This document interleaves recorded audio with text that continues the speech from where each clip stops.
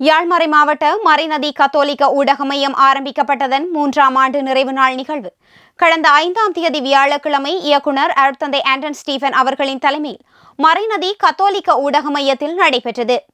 இந்நிகழ்வில் இவரிடம் வாட்ஸ்அப் சமூக வலைதள செயலியூடாக ஊடக மையத்தால் முன்னெடுக்கப்பட்ட தவக்கால பசாம் போட்டியில் பங்கு பெற்றியவர்களுக்கான சான்றிதழ் வழங்கலும் வெற்றி பெற்றவர்களுக்கான பரிசளிப்பும் யாழ் மறையலை தொலைக்காட்சியில் வாராந்தம் ஒளிபரப்பப்படும் வினாவிடை போட்டியில் வெற்றி பெற்றவர்களுக்கான பரிசில்களும் வழங்கி வைக்கப்பட்டன.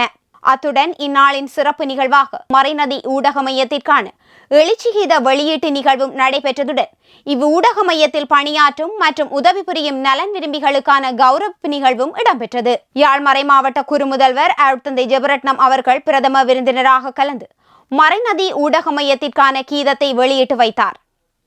இக்கீதம் வழிபாட்டு நிலைய இயக்குனரும் கரம்பன் பங்கு தந்தையுமான அருட்தந்தை தியாகரன் அவர்களின் எழுத்துருவில் அவரால் மீட்டிடப்பட்டு இசையமைப்பாளர் திரு ஜோசப் ஆண்டனி ஜேசுதாஸ் அவர்களின் இசையில் உருவானது.